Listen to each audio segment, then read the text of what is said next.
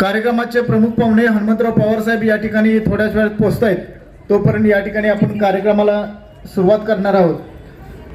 या ठिकाणी कार्यक्रमाचं दीप प्रज्वलन सर्वांचे नेते महाराष्ट्र राज्याचे माजी मुख्यमंत्री पृथ्वीराज चव्हाण बाबा यांच्या शुभ हस्ते सन्माननीय भानुदास माळी राष्ट्रीय काँग्रेसचे ओबीसी सेलचे उपाध्यक्ष सन्माननीय नामदेवराव पाटील सातारा जिल्हा काँग्रेस कमिटीचे नवनिर्वाचित अध्यक्ष सन्माननीय सुरेशराव जाधव माजी जिल्हाध्यक्ष सन्माननीय राहुलराज पवार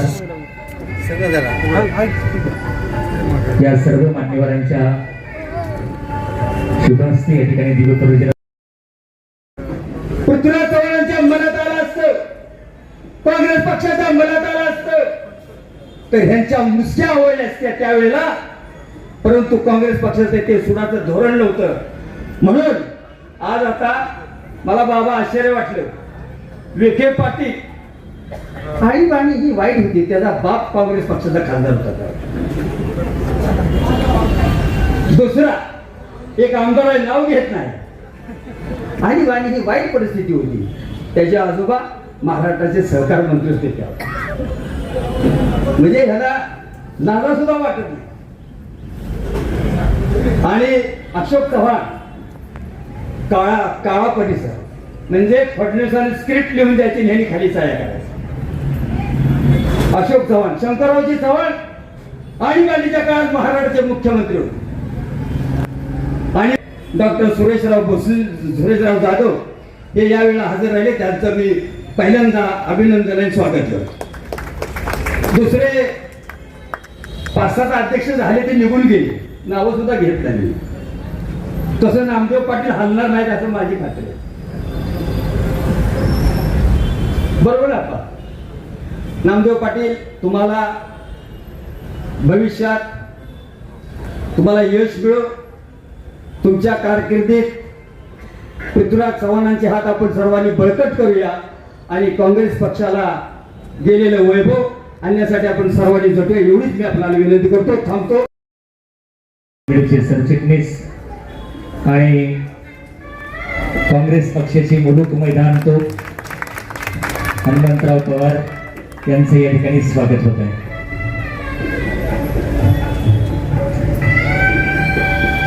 आदरणीय बाबांचं स्वागत सातारा जिल्हा काँग्रेस कमिटीचे माजी जिल्हाध्यक्ष आणि अखिल भारतीय काँग्रेस कमिटीचे सदस्य आदरणीय रणजितभाई देशमुख यांनी बाबांचं स्वागत करावं अशी मी त्यांना विनंती करतो.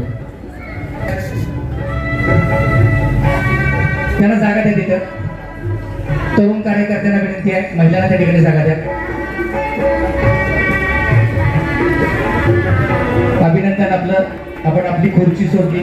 सर्व कार्यकर्त्यांना पक्ष संघटनेमध्ये स्थानमान आणि बरोबरचं स्थान देत जिथं गरज आहे तिथं भरभक्कम आधार देण्याची ज्यांची भूमिका राहिलेली आहे ते सातारा जिल्हा काँग्रेस कमिटीचे माजी अध्यक्ष सेवागिरी देवस्थानचे चेअरमन. या ठिकाणी सर्वप्रथम मी ज्या वेळेला या ठिकाणी जिल्हाध्यक्ष म्हणून काम केलं त्यावेळेला सर्वांना बरोबर घेऊन आणि सर्वांना चांगल्या पद्धतीचं कसं कार्य करता येईल यासाठी पाहिलेलं आहे. आता मी नामदेव पाटील यांच्याकडे जिल्हाध्यक्षपद हे दिलेलं आहे आणि त्याचा पदग्रहण समारंभानिमित्त मी त्यांना आपल्यातर्फे शुभेच्छा देतो. संग्राम पवार ते शासकीय कामाच्या निमित्तानं आज या मीटिंग मध्ये आहेत. नवनिर्वाचित अध्यक्ष यांच्या पदवीधर यांच्या पदग्रहण समारंभाच्या निमित्ताने उपस्थित असलेले महाराष्ट्राचे नेते, देशाचे नेते आणि आपले सर्वांचे मार्गदर्शक सन्माननीय पृथ्वीराज चव्हाण साहेब, त्यांच्यासोबत या ठिकाणी उपस्थित असलेले आपले राज्य प्रवक्ते पवार साहेब, ज्यांची ऑल इंडिया काँग्रेस कमिटीच्या ओबीसी सेलच्या उपाध्यक्षपदी निवड झाली भानुदास माळी साहेब, महाराष्ट्र प्रदेश युवक काँग्रेसचे अध्यक्ष शिवराज मोरे, या महाराष्ट्र प्रदेश काँग्रेस कमिटीचे सरचिटणीस सन्माननीय राजेंद्र शेलार, महिला काँग्रेसच्या अध्यक्षा युवक काँग्रेस अध्यक्ष शिवाय अध्यक्ष, सगळ्या तालुक्याचे अध्यक्ष, विविध सेलचे, ओबीसी सेल, अल्पसंख्याक सेल, सेवा दल, सगळ्या सेलचे सन्माननीय अनुसूचित विभागाचे अध्यक्ष, आज नामदेवराव आपण या ठिकाणी काँग्रेसची सूत्र हाती घेत आहे. मला प्रतिकूल परिस्थितीत 8 महिन्यापूर्वी बाबांनी या ठिकाणी अध्यक्षपद काम करण्याची संधी दिली. मी माझ्या पद्धतीने काम करण्याचा प्रयत्न केला आणि ज्यावेळेस सुजाण अभियानाची कल्पना ऑल इंडिया काँग्रेस कमिटीने मांडली आणि त्याच्या अंतर्गत निवड प्रक्रिया पूर्ण चालू झाली आणि त्या दरम्यान माझी तब्येत बिघडली आणि मी त्या ठिकाणी बाबांना विनंती केली. बाबांनी मला सांगितलं होतं तू काम कर, परंतु मी त्या ठिकाणी स्पष्ट सांगितलं की माझ्या तब्येतीमुळे मी काम करू शकत नाही. निश्चित चांगले काम करणारे सगळे कार्यकर्ते, त्या सगळ्या कार्यकर्त्यांना आपण तुमच्या बरोबरीने मी साथ करेन हे या ठिकाणी आपल्याला सांगतो. माझ्या अध्यक्षाच्या काळामध्ये ज्या सगळ्या कार्यकर्त्यांनी या ठिकाणी काँग्रेस पक्ष वाढीसाठी काम केलं आणि मला साथ दिली त्यांनाही मनापासून धन्यवाद देतो. बाबांचं मनपूर्वक प्रतिकूल परिस्थितीत बाबा आपल्याला सगळ्यांना साथ करतायत. बाबांनाही मनापासून धन्यवाद देतो. नामदेवराव तुम्हाला मनापासून हार्दिक शुभेच्छा देतो आणि माझं मनोगत संपवतो.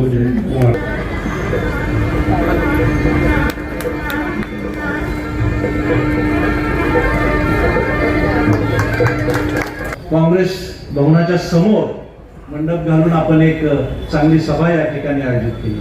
सभेच्या समोर बसलेले सगळे लोक पाहिल्यानंतर सगळे जिल्हाध्यक्ष आहेत, जिल्ह्याचे पदाधिकारी बरेच समोर बसलेले आहेत की ज्यांची खऱ्या अर्थानं काँग्रेस पक्षावर प्रेम आहे, निष्ठा आहे, आदर करतात, काँग्रेस पक्षाचा विचारधारा मनामध्ये घेऊन काम करतायत, असे सगळे कार्यकर्ते या ठिकाणी जमलेले आहेत. आज आपण बाबांचं आणि हनुमंतरावांचं भाषण ऐकायचंय. मी अजिबात बोलणार नाहीये, परंतु सातारा जिल्हा काँग्रेस कमिटीची जी परिस्थिती आहे ती आपल्याला सगळ्यांना माहित आहे आणि या धकाधकीच्या अत्यंत प्रतिकूल परिस्थितीमध्ये आपल्याला सगळ्यांना नामदेव बाप्पांना साथ देऊन इथून पुढच्या कालखंडामध्ये 16 पदग्रहण समारंभ सोहळा आज माननीय बाबा यांच्या हस्ते पार पडत आहे. मला खरोखर या गोष्टीचा अभिमान वाटतो आहे. आजचा दिवस हा माझ्यासाठी माझा वैयक्तिक आयुष्यात जेवढा महत्वाचा आहे त्याहून अधिक पक्षाने टाकलेल्या माझ्या जबाबदारीवर संघटन सर्जन या अभियानातून, या राहुल गांधीजी यांनी सुरू केलेल्या अभियानातून माझी निवड करण्यात आली. गेल्या 2 महिन्यापूर्वी निरीक्षक आलेले मित्र सातारा जिल्ह्यामध्ये आले होते आणि त्यांनी संघटन सर्जन अभियानातून संपूर्ण महाराष्ट्रात, देशात हा प्रोग्राम चालू होता जिल्हाध्यक्ष निवडीचा. तर आपल्या जिल्ह्याचे रणजितभाई देशमुख हे नुसते 7-8 महिन्यापूर्वी अध्यक्ष झाले होते. त्यामुळं आपल्याला बाबांचं सर्वांचंच मत होतं, आमचं पण सर्वांचं मत असं होतं की रणजितभाई यांनीच परत पुढं अध्यक्षपदाची धुरा सांभाळावी. परंतु त्यांनी कराडला निरीक्षक आले होते आणि तेव्हा त्यांनी सांगितलं की तालुक्याच्या ब्लॉक अध्यक्षासाठी, तेव्हा त्यांनी मला विचारणा केली की तुम्ही जिल्ह्यासाठी का हे करत नाही, तर म्हणलं रणजितभाई यांचं आहे तेच असू द्या म्हणून आपण काय अर्ज वगैरे भरलेला नव्हता. त्याच्यानंतर रणजितभाई यांनी अर्ज भरलेला नव्हता त्यांच्या तब्येतीच्या कारणास्तव, त्यामुळे त्यांनी माझा परत 2 दिवसानं अर्ज मागून घेतला. नंतर बाबांशी चर्चा केली. बाबा म्हटले की आपण तालुक्याचं जे पद आहे तेच आपण सांभाळा, आपल्याला जिल्ह्याचा व्याप, आपला उद्योग व्यवसाय बघता जास्त त्रासाचं होईल, आपण त्याच्यासाठी आपण नवीन कोणाची तरी नियुक्ती करू. रणजितभाई यांना मी विचारतो, ते नाही म्हटले तर मग बाबासाहेब कदम वगैरे आहेत असं म्हटले बाबा मला. परंतु त्यातच अचानकच मागच्या महिन्यात 23 तारखेला संध्याकाळी सर्जन संघटन अभियान मधून मेल आला आणि माझी निवड झाली. आता बाबा म्हटले झाली निवड तर आपल्याला ही जबाबदारी पार पाडायला पाहिजे. आणि जिल्हा काँग्रेस कमिटीचे अध्यक्ष हा केवळ माझा सन्मानच नाही, तळागाळातील कार्यकर्त्यांचा आणि काँग्रेसच्या विचारसरणीचा सन्मान आहे. आदरणीय पृथ्वीराज बाबा यांच्या वरिष्ठ नेतृत्वाचे मी मनापासून आभार मानतो की मला प्रथमतः तालुका अध्यक्षपदी गेल्या 6-7 महिन्यापूर्वी जबाबदारी दिली. त्याच्यानंतर आपण जिल्हा परिषदेची निवडणूक लढली आणि लगेचच हे माझ्यावरती ही जबाबदारी पडली. सातारा जिल्हा हा क्रांतीचा जिल्हा आहे, पुरोगामी विचाराचा जिल्हा आहे. या मातीने देशाला यशवंतराव चव्हाणांसारखे नेतृत्व दिले, माननीय पृथ्वीराज बाबांसारखे नेतृत्व दिले. याच भूमीमध्ये काँग्रेसचा प्रत्येक घराघरात रुजलेला आहे. आणि या विशेष म्हणजे काँग्रेस जिल्हाध्यक्ष म्हणून पहिले यशवंतराव चव्हाण या आपल्या काँग्रेस कमिटीचे जिल्हाध्यक्ष होते. बाळासाहेब देसाई होते, किसनवीर आबा होते, विलासराव पाटील उंडाळकर होते, आनंदराव पाटील नाना, सुरेश जाधव आता यापूर्वी होते, त्याच्यानंतर रणजितभाई देशमुख होते आणि आता माजी जिल्हाध्यक्ष म्हणून निवड झालेली आहे. तरी मला एवढंच सांगायचं आहे की आपल्याला हे काम करत असताना खूप अवघड टास्क आहे. आता आपल्याकडे जिल्ह्यामध्ये कुठलीही सत्ता नाही आपल्याकडे, आणि सत्ता नसताना सुद्धा आपण हा पक्ष संघटनेला बळकट करण्यासाठी युवकांना सोबत घेऊन ज्येष्ठांना मार्गदर्शनाखाली जिल्ह्याच्या कानाकोपऱ्यामध्ये काँग्रेसचा झेंडा ताकदीनं रोवायचं आपण काम करणार आहे. आणि आपल्याला आता थांबायचं नाही, प्रत्येक गावागावात बूथवर जाऊन सज्जन संघटन अधिक मजबूत करायचे. लोकशाहीचे मूल्य जपण्यासाठी आणि सामान्यांचे प्रश्न सोडवण्यासाठी आपल्याला रस्त्यावर उतरावे लागणार आहे, संघर्ष करायला लागणार आहे. त्यासाठी आपण मागे हटायचे नाही. आपण बाबांच्या नेतृत्वाखाली हा साताऱ्याचा गड अभेद्य करूया. आणि आपण सातारा जिल्ह्यामध्ये आता परवा आपण एक राहुल गांधींनी जे आपल्या देशामध्ये काश्मीर पासून ते कन्याकुमारीपर्यंत पदयात्रा काढली, संसदेत गरिबीचा, दलितीचा, शेतकऱ्यांचा, तरुणांचा आवाज बुलंद केला, या राजीव गांधीच्या विचाराचा पायी घासलेल्याचा मला पूर्ण अभिमान आहे. आणि आपण या राज्यामध्ये लोकशाहीची मूल्य टिकवण्यासाठी एक अखंड संघर्ष करत आहोत. आपण जिल्हाध्यक्ष पदाची सूत्र हातात घेतल्यानंतर प्रथम आपण उंबरला पेट्रोल डिझेल वाढीचा पंपावरती आपण निषेध कार्यक्रम केला. इथं पण इथल्या पेट्रोल पंपावरती केला.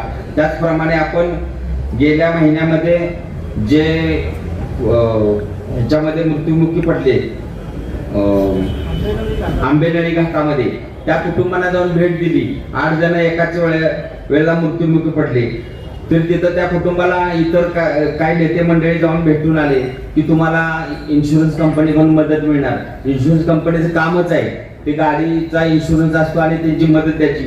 परंतु शासनाच्या काही अपघात चुकामुळे, सुरक्षा भिंत नसल्यामुळे तो अपघात झाला. म्हणून आम्ही बाबांच्या सुविधे पत्नी सतोषला भाभी आणि महिला जिल्हाध्यक्ष जाऊन कलेक्टरना निवेदन दिलं.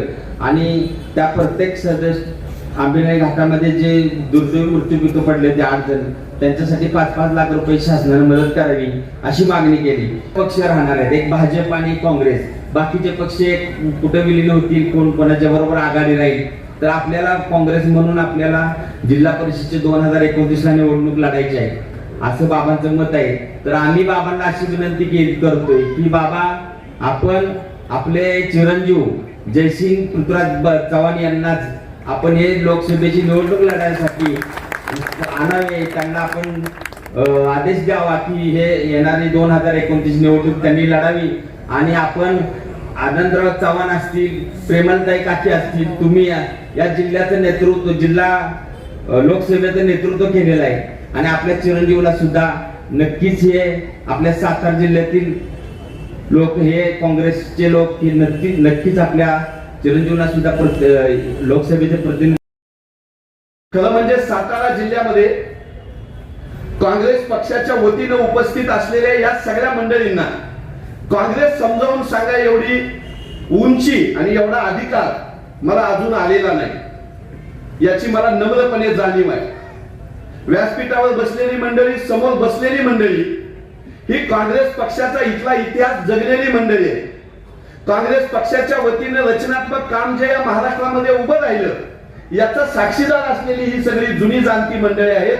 तुमच्या समोर उभं राहून बोलत असताना तुम्ही केलेलं मोठं काम, या जिल्ह्याचा असलेला मोठा इतिहास, आदरणीय पृथ्वीराज बाबा यांनी उभा केलेलं काम, हे सगळं मी तुम्हाला सांगायची गरज नाही. हे तुम्हाला माहित आहे, हे तुम्ही जगलेले आहात, अनुभवलेले आहात. हा इतिहास इथल्या मातीनं, इथल्या माणसांनी घडवलेला आहे. या इतिहासाला जमलंच तर सलाम करण्यासाठी मी साताऱ्यामध्ये आलो आणि इथून प्रयत्न घेण्यासाठी मी तुमच्या साताऱ्यामध्ये आलो.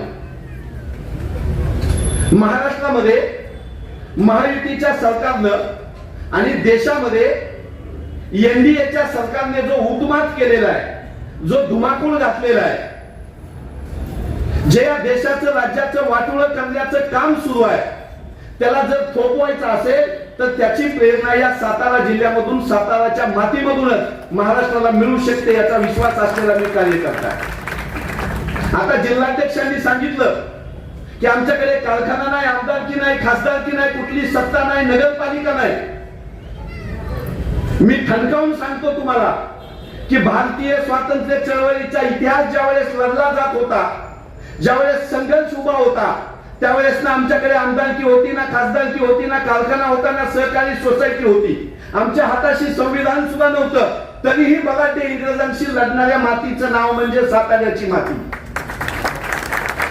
यशवंतरावजी चव्हाण साहेब असतील, किसन वीर असतील, बाळासाहेबजी देसाई असतील, भिलारे गुरुजी असतील, ही सगळी मंडळी काय आमदार होती, खासदार होती, लोकप्रतिनिधी होती, गाड्या घोड्या होत्या, संसाधनं होती म्हणून लढलेली नव्हती. ही सगळी मंडळी बलाढ्य अशा इंग्रजी सत्तेसोबत लढली. ज्या इंग्रजाच्या साम्राज्यावरचा सूर्य कधी मावळत नाही असं सांगितलं जायचं, अशा इंग्रजांसोबत या साताऱ्याच्या मातीमधली गवताची पाती सुद्धा प्रति सरकारच्या नावाखाली तलवारी झाल्याचा इतिहास हा तुमच्या मातीचा इतिहास आहे. आणि असा इतिहास ज्या मातीला भेटला, बाळासाहेबजी देसाई सारखं नेतृत्व ज्या मातीला भेटलं, छत्रपतींच्या घराण्याच्या वारशाची गादीचा वारसा इतिहास ज्या मातीला भेटला, त्या मातीतली माणसं सत्तेच्या पालख्या वाटाना माझ्यासारख्या साताऱ्याच्या बाहेरच्या माणसाला सुद्धा वाईट वाटतं. त्याची ही खंत मी इथं बोलून दाखवायला आलो. मी जर बाळासाहेबजी देसाई यांचा नातू असतो आणि सत्ताधारी पक्षाच्या पोलिसांनी जर माझ्यावर हात उचलला असता तर आईच्यान सांगतो दुसऱ्या दिवशी राजीनामा देऊन मी सरकारच्या विरोधात उभा राहिला असतो. जिल्हाध्यक्षांचा पदग्रहण समारंभ होत आहे. त्या समारंभाला उपस्थित आज आपले पुण्याहून आलेले विशेष पाहुणे हनुमंतराव पवार यांनी आपल्याला आता प्रदीर्घपणे जे आपले राजवल्य विचार आपल्यासमोर मांडले. पुन्हा सातारा जिल्ह्यात क्रांती घडेल अशी अपेक्षा व्यक्त केली ती हनुमंतराव पवार, जे महाराष्ट्र प्रदेश युवक काँग्रेसचे अध्यक्ष शिवराज मोरे, नुकतीच ज्यांची AICCच्या OBC विभागामध्ये राष्ट्रीय उपाध्यक्ष म्हणून निवड झालेली आहे ते भानुदाजी माळी, माजी जिल्हाध्यक्ष डॉक्टर सुरेशराव जाधव, त्याचबरोबर आता जे भाषण करून निघून गेले ते रणजित देशमुख, आपले नवनिर्वाचित जिल्हाध्यक्ष नामदेवराव पाटील आप्पा, त्याचबरोबर आपले ज्येष्ठ नेते बाबासाहेब कदम, बंधू भगिनी. मी काही जास्त बोलणार नाही. हनुमंतरावांनी खूप चांगल्या प्रकारे देशातल्या परिस्थितीचं मार्गदर्शन केलेलं आहे. मी गेल्या आठवड्यातच कराडला परत आलो आणि हळूहळू स्वास्थ्य लाभ होतोय. हळूहळू पुन्हा सक्रिय कामामध्ये मी सुरुवात करतोय. आज खरं म्हणजे आम्ही आपल्या पश्चिम महाराष्ट्रातल्या सर्व नेत्यांना, आमदारांना निमंत्रित केलं होतं. प्रांताध्यक्ष हर्षवर्धन सकपाल यांनाही निमंत्रित केलं होतं, पण विधिमंडळाचं अधिवेशन असल्यामुळं त्यांनी विनंती केली की 10 तारखेनंतर कार्यक्रम घ्या. हा उशीर झाला असता, पावसाळा सुरू झाला असता, म्हणून आम्ही आज हा कार्यक्रम घेतला. सर्वप्रथम मी नामदेवराव पाटील आप्पा यांचं मनपूर्वक अभिनंदन करतो.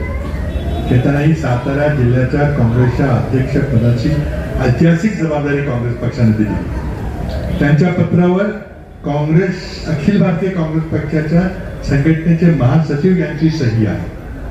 महाराष्ट्रात झालेली निवडणूक आहे, ही दिल्लीतून झालेली निवडणूक. आणि आप्पांनी आपल्याला सांगितलं तेव्हा माझी इच्छा नव्हती, कारण सातारा जिल्ह्यामध्ये जर पुन्हा काँग्रेस उभी करायची असेल तर ते आम्हाला कराड तालुक्यातूनच करावे लागेल. म्हणून ती जबाबदारी मी आप्पांच्यावर दिली होती, तुम्ही दक्षिण कराडपासून सुरू करा. आणि त्यांनी जोमाने अगदी कामाला सुरुवात केली होती. त्यांची काही फार इच्छा नव्हती, परंतु बाहेरचे निरीक्षक आले, त्यांनी सर्वांना चर्चा केली. त्यातून मग त्यांनी निर्णय घेतला.